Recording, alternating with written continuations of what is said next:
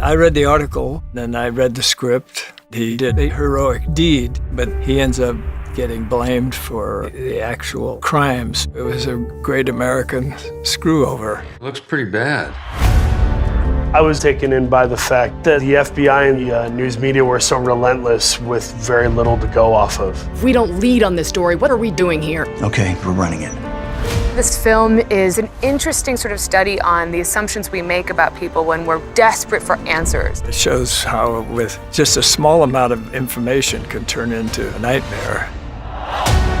I wanted to do this movie because it was a Clint Eastwood movie. I've always wanted to work with him. I've admired his work for as long as he's had a career. When I heard he's going to do this and he wanted me for this part, I just flipped. The joy of recreating it is an actor's dream. You get a great appreciation for what the real person's life was like. Richard Jewell is such a rootable individual. I want to root for him in life and on screen.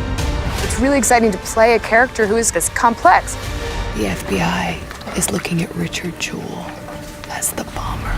We really had a lot of questions for Clint, kind of like, why did you want to make this movie? What do you think it's telling about American culture in 2019? He said it was a movie he'd want to see. He really felt it was an American tragedy. All these years, I struggled with it myself, but now Clint Eastwood is going to do something about it.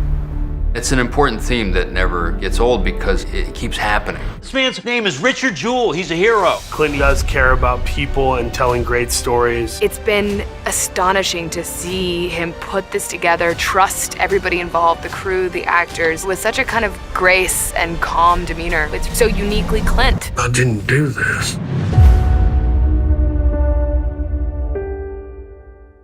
Hi there, so did you like the video? Well, stay with me as I have a bonus, if somewhat controversial, behind-the-scenes movie fact for you. D.W. Griffith, a pioneering Hollywood film director, is credited with using the first close-up, the long shot, the fade-out and other film techniques in his 1915 groundbreaking and highly racist film, The Birth of a Nation, aka The Klansman. Now, do you like my shirt? You can get one for yourself in the link in the description.